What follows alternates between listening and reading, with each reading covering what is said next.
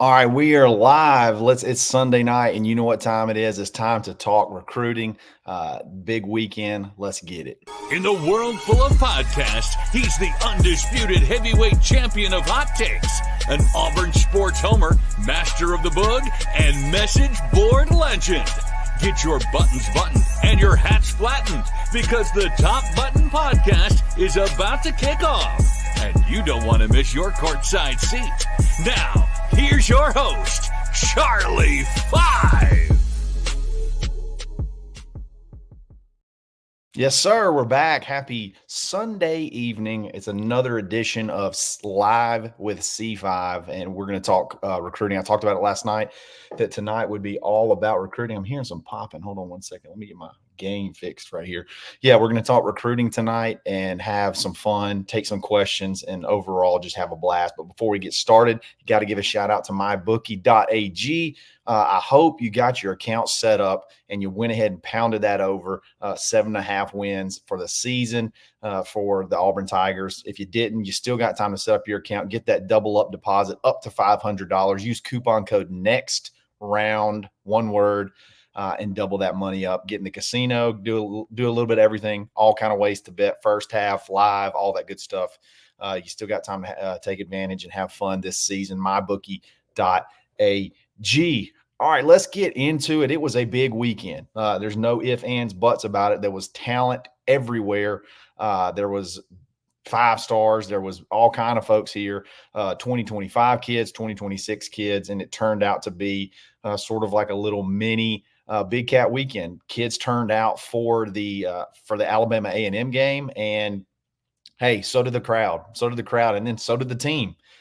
You did what you had to do in front of them. I think that a lot of them were impressed with the product on the field. But hey, let's jump into the actual recruiting aspect. It started early that predictions started coming in like crazy. My Papa Tom, somebody called me a son of a Tom, and I thought that was absolutely hilarious. Tom Loy put in that a crystal ball for a flip, the first one of all, to go ahead and put a crystal ball pick of a flip in for Nahim Offord to flip to Auburn. That kind of got the day kicked off, and then it was Elijah Melendez getting a Fong bomb to Auburn. Then today it was Usman Kromah getting a Fong bomb to Auburn. It was just like pick after pick. It was a great weekend. If you go to 247 and you go look at like latest crystal ball picks, it's just a bunch of AUs. It's a bunch of folks putting in predictions for AU. Had somebody, we make the meme about calling Tom Loy. I said Tom Loy is my dad. Somebody told me something really funny at the tailgate. They said Tom Loy is either going to love you or he's going to file a restraining order, and there's no in between. Like there's absolutely no in between. It's going to be one or the other.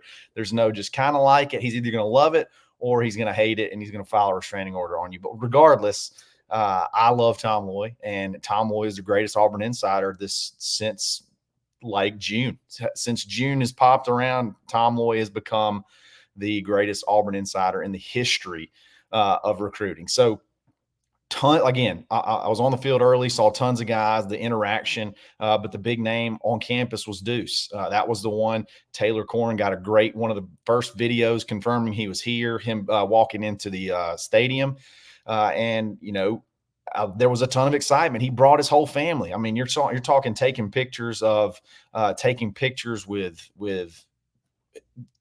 much more than 2 or 3 people. He had a lot of folks there. I think mom, dad, uncles, sister, a lot of different folks that came with him. I think the thought was this weekend was going to be big. You're going to have family in. It's going to be a big crescendo. And I think they kind of were hoping they would go ahead and be able to push and get it locked down this weekend. But barring something happening this evening, which I don't see it happening, hell, it could happen during the show, but I don't expect it to.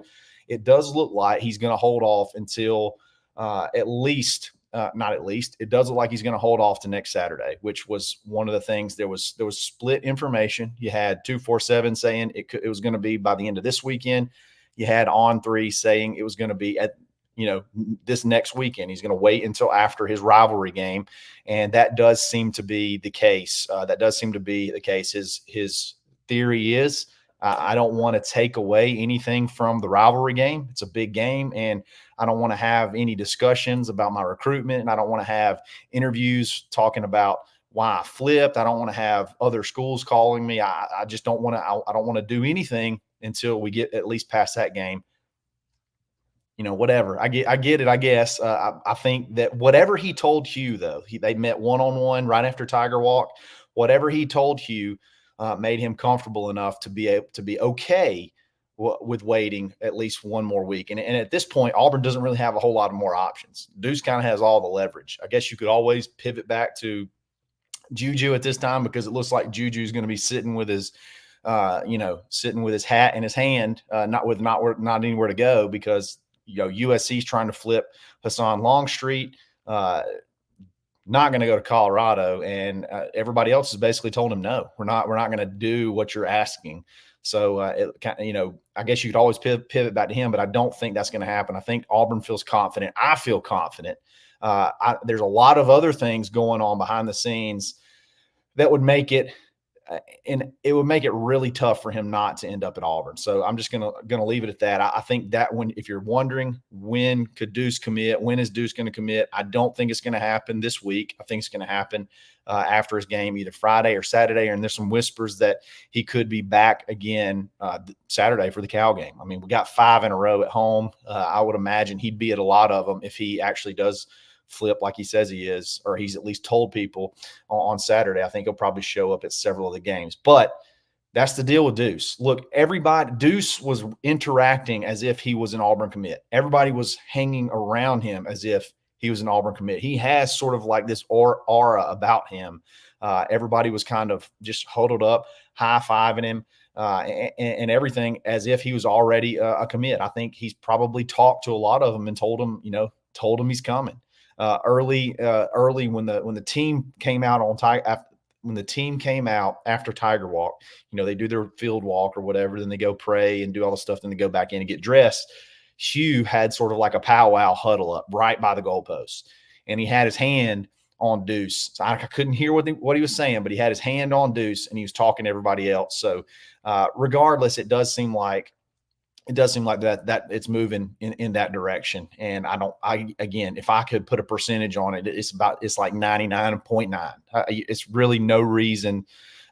Ole Miss is not in this whatsoever. I don't care what their message board folks say. I don't care what anybody says.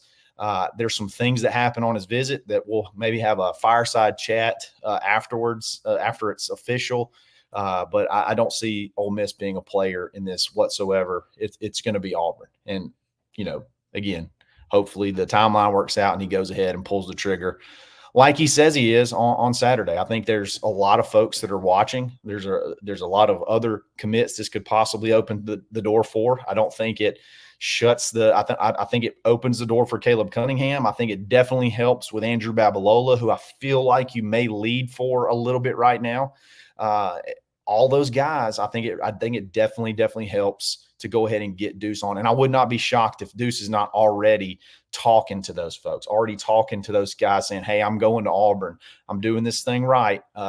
Another thing, a little sidebar, Notre Dame really rushed him into a commitment, back whenever he committed. So I think he's just really taking his time now, making sure this is the right decision. There's a lot, again, Auburn has done so much, prepared so much for this. It's spectacular what the alignment has been able to do to get these guys, to get the family on board, to get Deuce on board. It's really been impressive. So again, don't panic. He's not going to commit tonight. He's not going to commit on Monday unless something changes. But I do think he's going to be a Auburn commit. You're going to have your 5-star quarterback on Saturday, possibly Friday evening, but I think definitely by Saturday. And again, keep your eyes peeled because he could be back in Auburn again on Saturday. But Deuce was not the only big-time name that was in Auburn.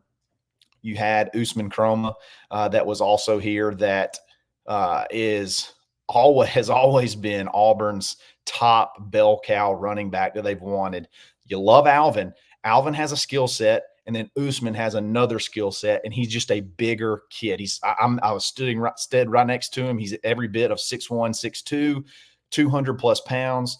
Alvin is great. He's just not that. He's just not that. And Alvin is a little bit more. He can run over you, but Alvin can do a lot more stuff like catch balls out of the backfield. He can do things in the passing game and still be big enough to be able to pass block, pick up blitzes, and things like that. In Alvin's game this past Friday, there was a 2-minute drill where they were trying to, they were getting blown out early, and they were trying to get the ball scored before half. And Alvin caught a little pass out of the backfield, made a couple of guys miss, and had a big chunk play, one of the bigger chunk plays of the first half for him. So like, he's shown he can be able to be a multiple tool back, be able to catch balls and things like that, where Usman is going to be your Jarquez. He's going to be your first down between the tackles, run over you, run around you, run through you. He can also catch out of the backfield, but he can give you those tough yards in between the tackles and be able to absorb the beating that the SEC gives you. College football in general, he's just got that kind of body that would be able to take the pounding. So this is an incredible recruitment, and I don't know all the details on how this thing flipped so hard, but if you remember at the barn, Auburn.com, we mentioned, I want to say it was probably towards the beginning of this past week, maybe over the weekend, the weekend prior, says, hey, something is brewing here. Something's happening here with this Usman Kromah thing. I think this is one we need to pay attention to. He was set to commit to Florida State on the 17th, August 17th. That was, I know that we joke about people that talk about this with Deuce. Oh, Deuce was supposed to commit on the 8th. If he gets past the 8th, it's good for Auburn, or it's good for Notre Dame. That's not this thing. That's not the case here. He was going to commit to Florida State. Florida State was like, it was way, way out of it. Auburn was way out of it. It was 100% Florida State. And then all of a sudden, something happened. And now I'm going to be honest, I don't know that Florida State is even in the picture anymore. What has happened over the last 2 weeks, I have no idea. But about the last week and a half, Auburn has continued to steady pick up steam. And now it seems like Auburn's a leader. You had what Steve Wiltfong put in a crystal ball pick for our Fong bomb of Kromah to end up at Auburn.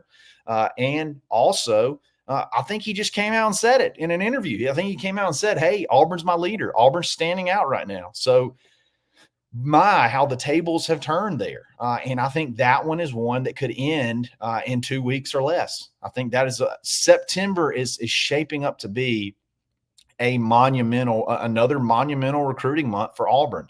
I think it's going to kick off. With Deuce. And I think you got Kromah right there. You got Elijah Melendez that's looking to possibly go in the next 10 to 14 days. You got Andrew Babalola that's looking to go pretty quick. You could almost finish your class in this month. And how much fun would that be? Because every single one of the guys we just mentioned are big game hunting. And then obviously Nahim Offord as well. We're going to talk about him in just a second. But yeah, Usman Kromah comes in, and it's one of those things where you'd heard the whispers. And again, if you're on the barn, Auburn.com, you'd already known this. You heard the whispers, and then all of a sudden, boom, he comes in, he names Auburn as leader, and he gets a crystal ball to Auburn. So I think that's absolutely fantastic. You put Kromah and Alvin in the same backfield, that's trouble. That is a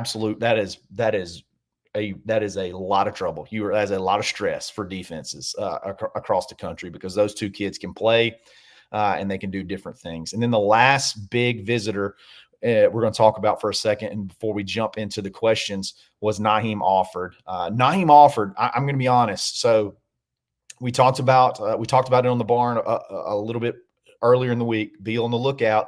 He could visit this weekend. It is announced that he's going to come, and then nobody really saw him pregame. Nobody really saw him, and then there was actually some whispers that he didn't actually make it, and that was worrisome because nobody had laid eyes on him, at least dudes that were on the field that I was talking to. but it was confirmed. He definitely made it in. He gave some quotes on his way out. A lot of these guys spent the night. I mean, Kromah spent the night. I think he left this morning. But yeah, so Nahim Offord got from what I understand, the VIP treatment. Like this was the visit to close it down with him. And I think he brought his grandmother, who is very, very key. I think he actually lives with his grandmother. Brought his grandmother, and I think they knocked it out of the park. And I'm going to be honest, I think that one is is on flip watch. I think you can go ahead and put him on flip watch. Dad, Tom Loy, already told you to put him on flip watch. I think that's one that could actually happen pretty quick. Again, I think everybody we've just mentioned is probably going to happen in September. I think it's going to happen before Auburn hits that road stretch where they have to go on the road basically for the whole month of October. I don't think there's a home game in October. So you want to try to get as much done now because you're not going to be able to have any visits hardly in October. So you want to go, and you're going to be doing a lot of traveling, which is going to cut down on your recruiting time. So it's big, it's important, and all these guys, it seemed like, are tracking towards landing at Auburn. And if you do the math, we've poor Taylor. We have a thread on the barn where it's like she's working the 247 class calculator, and then once we catch a Fong bomb, everybody's like, okay, do the class calculator. Tell us where we end up when we got that guy. Tell us where we end up when we get that guy. And I think if you add Kromah and Deuce over the next 2 weeks, that puts you up, I think, as high as like number 2 or number 3 in the country. And then there's a really good pathway to that number 1 class. And I think it's going to, start to unfold. It's going to really start to unfold once Deuce pops this weekend. Had a lot of people asking, is there anybody that could go this week? I don't think anybody in the 2025 class is going to go this week leading up to it. It could, again, you never say never, but I'll just say that if it does happen, it's something that materializes really quickly, kind of like Nate Marshall out of the blue. Everybody else has sort of said that their little time frame that they're looking for, and it's all around that week to 2 weeks. Is when those guys are looking to go ahead and shut it down, and hopefully they end up shutting it down with Auburn. So again, crazy that this happened on Alabama A&M. Again, if you're trying to show Deuce something, Hugh did it. Hey, we're going to sling it around. We're going to sling it around. Peyton's not thrown for this much the whole time he's been at Auburn. We played an FCS opponent last year in Sanford, and we blew the doors off the performance that we had against Sanford. He threw for 322 versus he threw for 40 or 50 more yards than he did last year. He only threw 1 touchdown. He threw 2 interceptions too, although I think one was like a Hail Mary at the end of a half. And he threw 4 all in the first half. He threw 16 touchdowns all last year. He threw 4 in the first half. If you want to try to convince somebody, hey, this is a different offense, hey, this is a different deal, that's the way you do it. You go ahead and shut it down and put the points on the board early in the first half. So, again, great recruiting weekend, a lot of great stuff, a lot of great news. It's really hard to find something to be negative about on the recruiting trail right now. It's hard to find somewhere where you're not confident in a guy you're after that you're not really confident in. And hopefully Deuce goes ahead and gets the trigger pulled this weekend. This coming up weekend, and then we can get the ball rolling again. We've been kind of on a little bit of a dry spell since I say a dry spell. Heck, Nate Marshall commit or flip just a couple of not very long ago, but we're ready to go on another little run. Go ahead and finish this class out because I think that's something that Hugh really wants to do. Before we go to the comments, obviously I want to go ahead. I'm feeling a little tired. I'm going to go ahead and pound my great 5-hour energy. Goes down like milk, so smooth. And we're ready to go, and we're going to jump in the chat right off the bat. Thomas Jones with the super chat. Really love my man Thomas Jones. We text quite often. Good friend of mine. Let's go ahead and he did the super chat, and he has a really good question. it's not recruiting related, but I think it's a good question. Are we witnessing the end of the goofy Dabo era at Clemson because he lives in 1990 and refuses to adapt to the new age of college football? Look, one thing about Nick Saban that I always thought was very impressive was his ability to push the envelope and adapt and change. You know, he went from the ground and pound ball control, really the way Kirby coaches right now, to, hey, I can get these really elite wide receivers and I can get really good quarterbacks. Let's get it and let's just outscore everybody. Then all I got to do is have a couple of stops a game, and there's nobody that'll be able to hang with us. And then, you know, on the recruiting trail and this and that, the only thing he wasn't really willing to do, I don't think, was really work the transfer portal or really work the NIL. I think that was something that he wasn't really willing to do. And he said, you know what, I'm going to go ahead and cash my check right now and go play golf in Jupiter, Florida, and chill for a while. The difference in the difference in Dabo and Nick Saban is Dabo's still hanging on. He is still unwilling to adapt, but he's still coaching. He's unwilling to play the NIL game. He's unwilling to play the portal game. He's still got this antiquated, if you commit to me, you can't go visit anywhere, which is sort of not very confident way to handle things. I do think this is the end. I mean, this year they looked putrid. I mean, he's had bust after bust on quarterbacks since Trevor Lawrence. He's had no luck. He struggled with DJ, and then you go to Cade Klubnik. That's 2 5-stars in a row. That's 2 5-stars in a row. By the way, that quarterback class of I think 2019 or 2020, no, not 2019. I'm sorry, that's way too far. I think it's 2021 or 2022. The one that Cade Klubnik's in. It was Harson's first year. That whole top 10 of that whole recruiting class of quarterbacks is terrible. They're not good. Now I think I understand why Harson didn't even try to get one. Hey, why would I waste my time with a top 10 quarterback in this class? They're not any good. Yeah, right. He couldn't get one anyway. But Kelly Bryant, a good point. Somebody said Kelly Bryant. Kelly Bryant was a 3-star, and he may be better than he was. It says he was a bust, but he may have been better than Klubnik and DJ. Like he at least got them to the playoffs. And I don't really think that I see them as a playoff threat in quite a while. So great question there, Thomas Jones. Thank you for the support and whatnot on the show, man. I really appreciate it. Let's chat here this week. Let's get caught up on the game. Let's hit in the comments. Chris Baker. I love that the student section stayed the entire game and cheered until the end of the game. I mean, one thing's for sure. Auburn's crowd, for the most part, is going to show up and they're going to show out. The swag surf, even though it's we've been doing it for a few years now, and I understand, like, you can play things out. It just doesn't get old. It just does not get old, and they stay. They're going to stay at least till that. They're going to stay till they get to swag surf.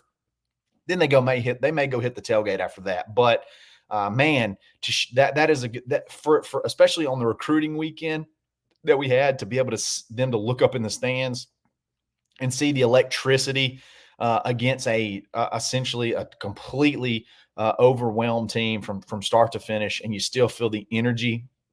Got some good crowd noise too, especially on third downs. It was a lot of fun. Our crowd is just great, man, and that's why people constantly say that Auburn's one of the toughest places to play in the country. So it's something special. It's something to be proud of, and they did it. And it doesn't matter who the opponent is. Stuart Donald, Ryan Gee again popped into another stream about an hour ago and posted good news coming soon. Well, dadgummit, Ryan, we need it to happen. If you're going to tell us, you're going to tease us, let's go ahead and let it happen. No, I'm just kidding.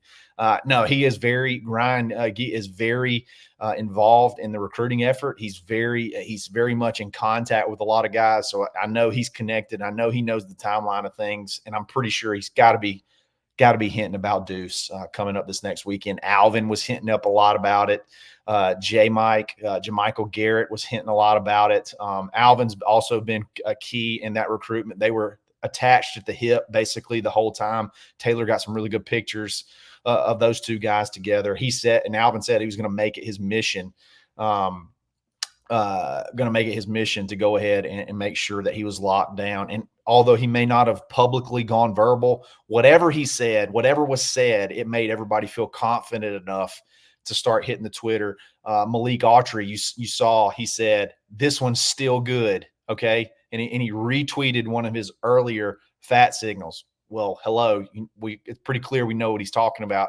Yeah. This one that I put in for Deuce, it's still good. It's still good. It's still going to happen regardless of the fact that he did not commit this weekend. So, yeah, love Ryan. But, hey, man, I need it to happen. Let's go ahead and make it pop. Let's go ahead and get it popping. Chris Baker, again, what would it look like with Deuce versus, I assume this is saying, versus Walker White? It's a great question. Look, Deuce has he has the tools, okay, but he is a raw as it comes to being a passer. Okay, you look at his completion percentage of last year, it was in the 50s.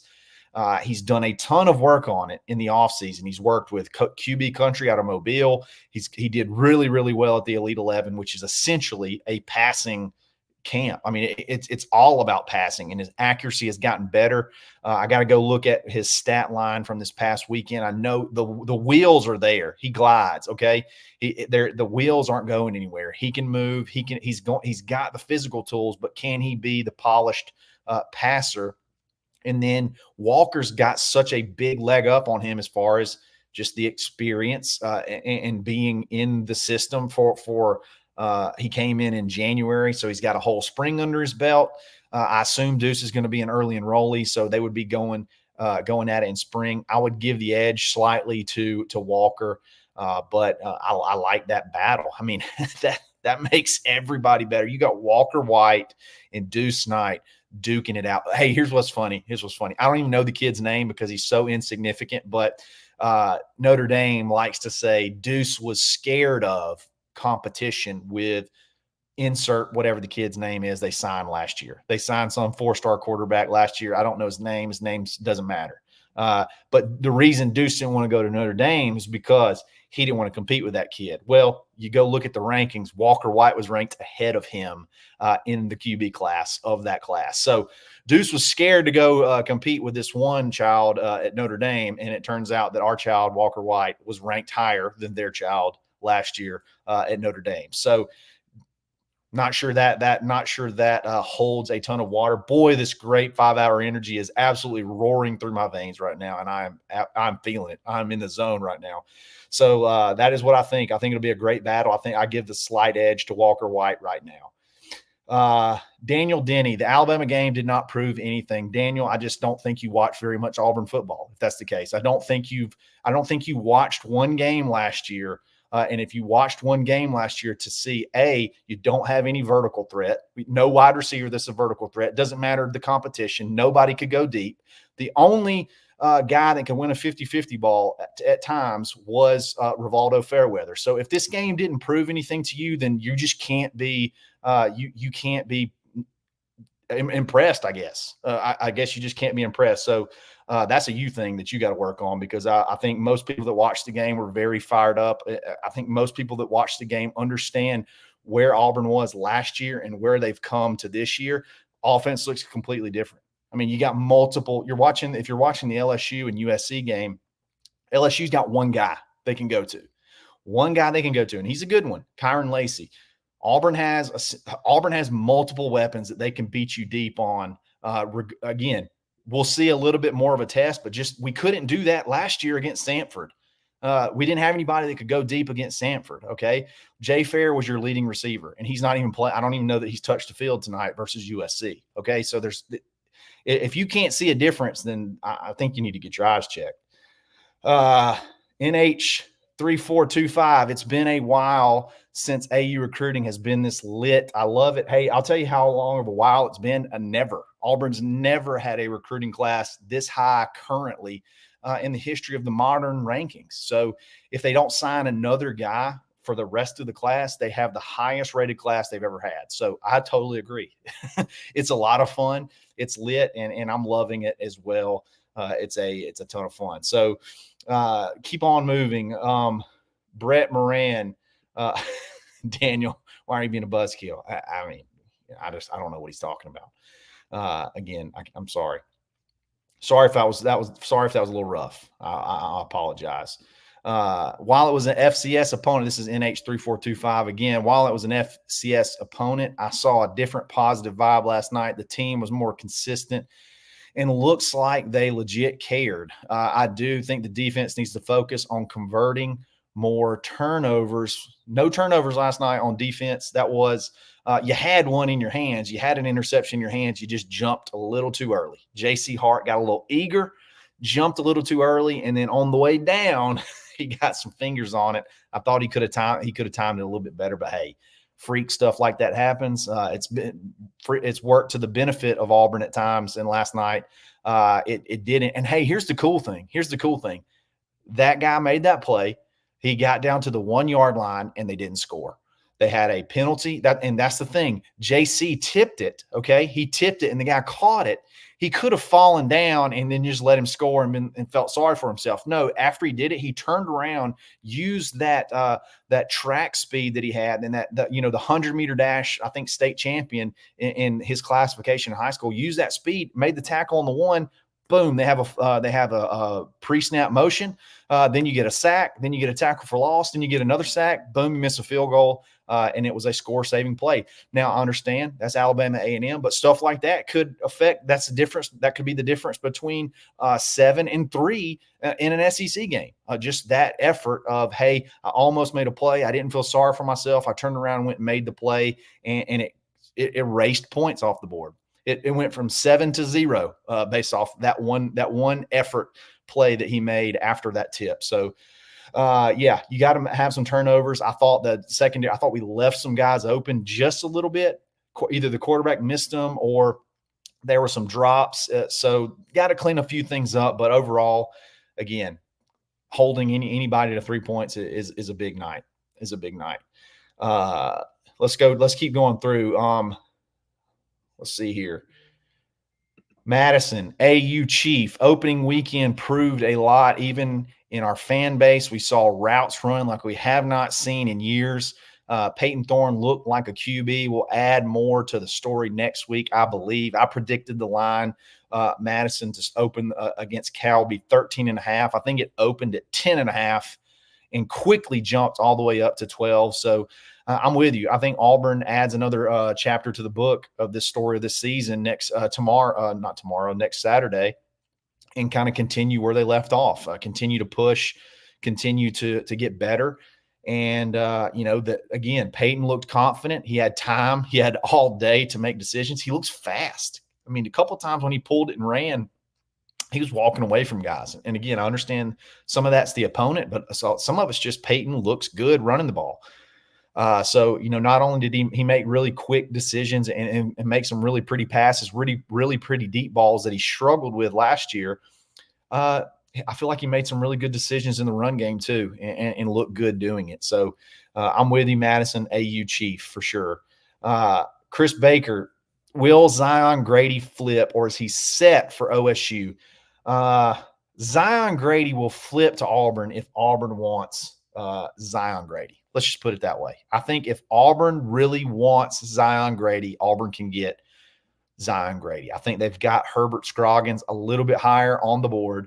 But if push comes to shove and maybe that ship 100% sails on Scroggins, you can always circle back, I think, and they could get Zion Grady if they wanted him.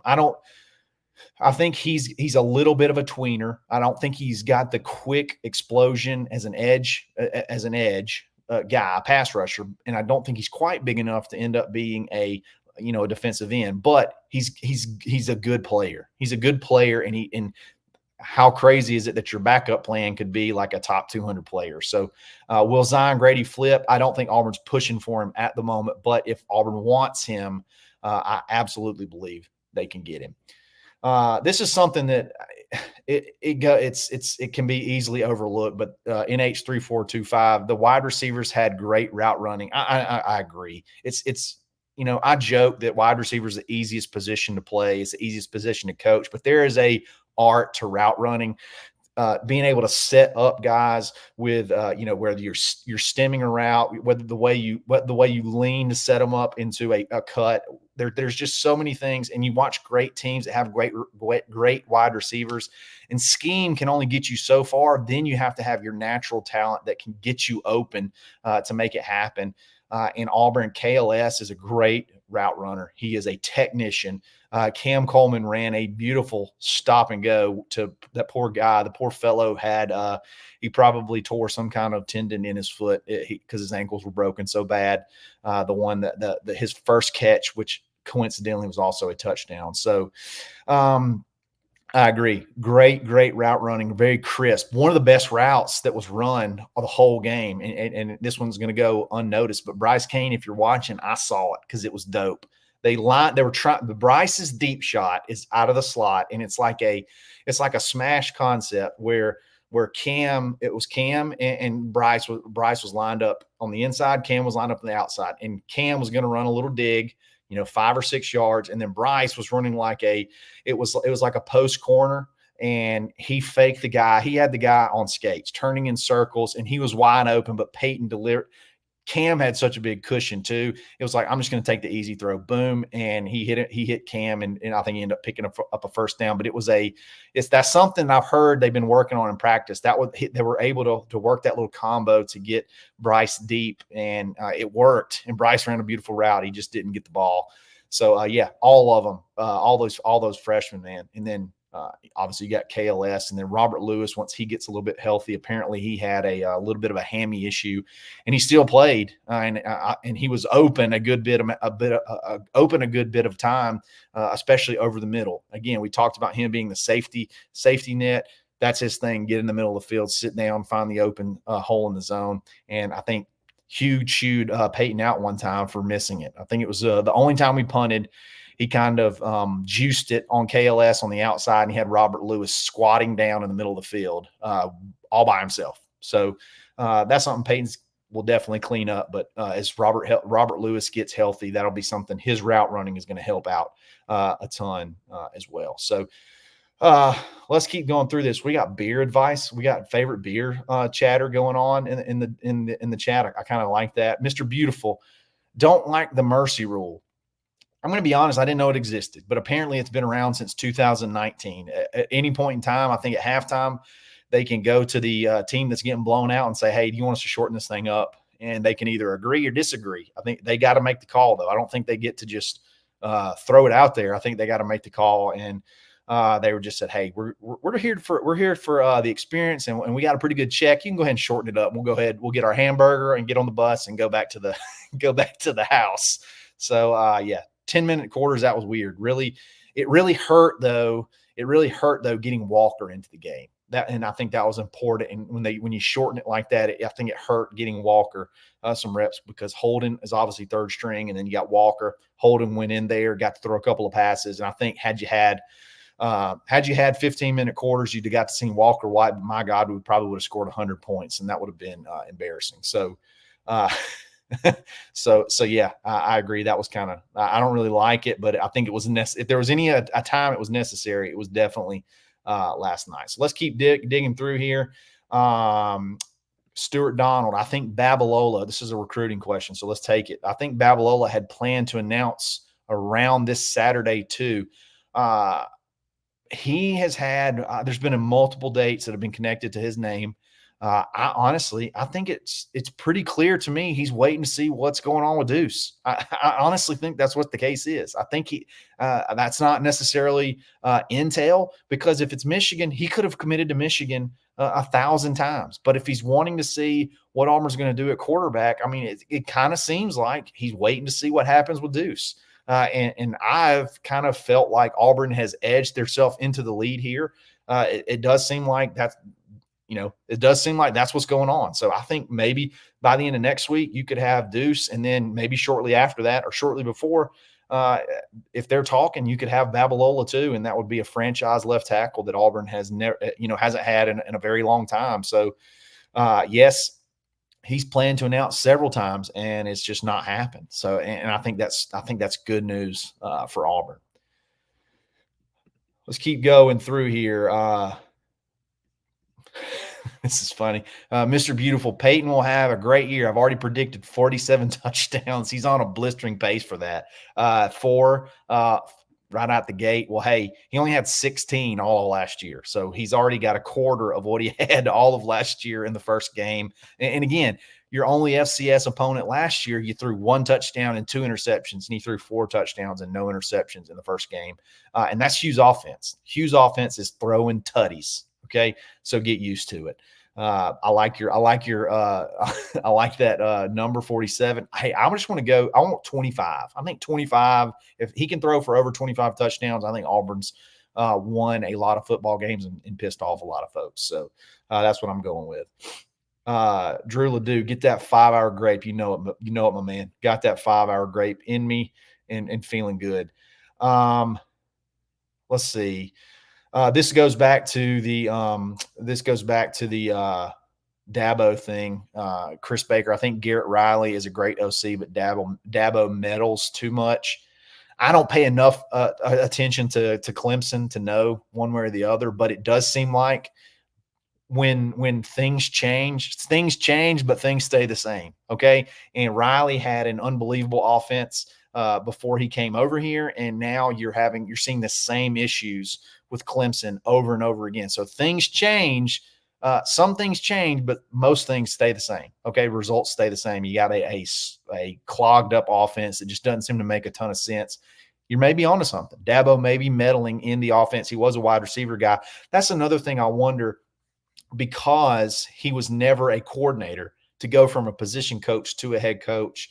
I wonder sometimes I know he did have quick success. He did win some national championships, and he had a bunch of good playoff runs, but he did also get some, basically he got in some historical quarterbacks as well. And he had a couple of really good offensive coordinators. But since those guys have gone, you've had multiple guys and you're still seeing sort of the same results. So that you may be onto something there. He may be meddling and that's, and that may be the case. Let's keep going. Let's keep going through. Oh, here's a good one. Brett Moran. That is a barn member right there. Have you heard anything on Omar Mabson? He is the running back at Auburn High School who is an absolute man child. He could be your big back and your small back all in one, 200 plus pounds, absolute beast. I think he's 2026 class. I'll have to look that up. I believe it is the 2026 class, but he is going to be on the radar, the top of the list as far as running backs go for Auburn in that 2020, whatever class is in. I think it's 2026 class. He's a priority. Auburn's definitely on him, already working him from a lot of different angles, NIL, all that stuff. He is definitely a priority. So pay attention to him. He's definitely one to watch. Let's see. This is a really good question, because that was an interesting case study with Texas A&M. Have the greatest class that's ever been had a couple of years ago under Dabo. How do you keep from becoming Texas A&M, where we have all the talent and still can't win? That is a very interesting question, and I think the answer to that is, unfortunately, Jimbo's offense. Jimbo was very similar to Dabo in that Jimbo could not evolve with the times. Jimbo was the offense. Okay. Jimbo called the plays. He was the whole identity of the offense. And as time went on, he couldn't evolve. He couldn't advance his offense. So it seemed like offense was always ended up being the issue. You could recruit. The defense was great. One of the more talented defensive fronts in college football the year he was, canned. One of the more impressive college defensive fronts that there was, but he was canned. I think what you have to do is you have to be able to be on the cutting edge. You have to be able to adapt. And Hugh's offense has always been on the cutting edge. He brought RPO offenses to the SEC. He was the one that, advanced that to the level that now you're starting to see almost, I wouldn't even say almost, a ton of RPO in the NFL. So like Hugh's offense is an NFL offense. So you can recruit at a high level, but you still have to be able to adapt as time goes on with the times. And I think he's able to do that. That's why I think that's the way you differentiate yourself, and that's the way I think that you can recruit at the level you are, but not have the tank seasons, because you're still trying to run your old stuff with great players. No, you're recruiting, and then you're building your offense around those players, and you're looking for the next great system. You're looking on ways to evolve and not do the same old all the time. So let's keep going through here.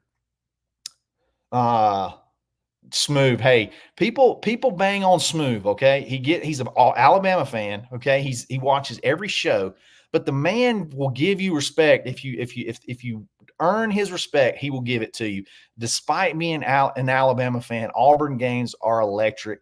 Absolutely. Got to give props to my man Smooth. He is an Alabama fan through and through. But hey, if you earn his respect, he will give you the respect. And I agree. Auburn games are always electric. The fans just don't ever give up. Let's keep going through here. Take a couple more, and then call it an evening. Let's keep going.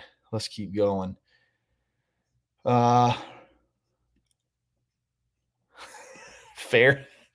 I called him out, and I'm not watching the game. So NH3425, Fair had a drop pass earlier. That's tough look. Tough scene there. I'm a big Jay Fair fan. He came in, he worked real hard, but it is what he is. It is what it is there. You've upgraded the wide receiver room. He goes to USC, and he had a drop pass earlier. So I don't want to say anything else about that because I like Jay Fair. Let's see here. I like this. I did not notice this because I was in the press box, but Shannon Stuckey, if this is true, it makes a lot of sense. If you watch the replay, did you notice Walker White was beside Freeze and Peyton pretty much the entire time they showed the sideline? That's how you learn. That's how you can tell a kid wants to be there. That's how you tell a kid wants to get better. He's sitting there right by the coach who now calls the plays. He's listening to the plays being called. He's watching Peyton get the play. He's watching Peyton make the checks that Peyton checked into a lot of successful plays. Some of them that ended up being touchdowns. There were checks, that were audibles that Peyton called. He's sitting there absorbing all that. That's going to help you advance in this quarterback race. I didn't notice that, Shannon, but I'm going to go back and watch it. If that's true, that's fire. That gets me fired up. Let's find a here's a good one. I think this may be the last one. I may take one more after this, but Josh Pine, C5, any injuries of note yesterday? I don't think there were any injuries in the game, but there is a significant injury that I think is something to be monitoring, and that's Isaiah Rikes, who did not play at all last night. And by all accounts, it was going to be a 1-2 punch with him and Jason Jones. That was sort of like the guys that were almost 1A and 1B. He did not play at all. I don't think he's practiced in a while. I don't think he's practiced in, at least a week, maybe longer. I know he didn't play in the last scrimmage at all. So that is something to monitor. I think you came out relatively unscathed otherwise. Austin Keys was held out on precautionary basis. I think he'll be back relatively quickly, but love what I saw out of the linebackers. Woodyard, Dorian Mausi, those dudes stepped in, and Woodyard showed some closing speed that I'd never seen from him before. So it was those are the only injuries that I would say you need to be monitoring. But I think we came out relatively unscathed. I thought Perry pulled a hammy on his long touchdown, but it looked like he just kind of geared it down right before he crossed the goal line. He did not end up. He was not hurt at all. Obviously, he went back in and played a little bit more. But I think that's it for the evening. If you want to make sure, there's a lot of comments. I just can't get to them all, or I'll be on here for hours. If you want to make sure that your comment gets in, hit the super chat. You saw Thomas Jones. We started off the show with it. Hit the super chat, and I'll make sure to get to it. Otherwise, guys, I really appreciate it. Big recruiting weekend. A lot of good stuff on the horizon. And obviously, I'm going to be here every single day this week, talking about the game, looking at the Cal, breaking down stuff on Cal, looking ahead and what we could possibly have. But again, I really appreciate it. If you like this video, we're going to be here every Sunday night. Make sure you subscribe to the channel, hit the alert bell so you know when we're going to go live. And then if you like this video, like it, jump in the comments, and we'll have a good time. Like we did every single night. We have, I feel like we have a good time. We have some good conversation, and, I kind of dig it. So I really appreciate it, guys. Y'all have a great evening, and we will catch you tomorrow. This is another live edition of the Top Button Podcast. Stay button. Thanks for listening, and drive home safely.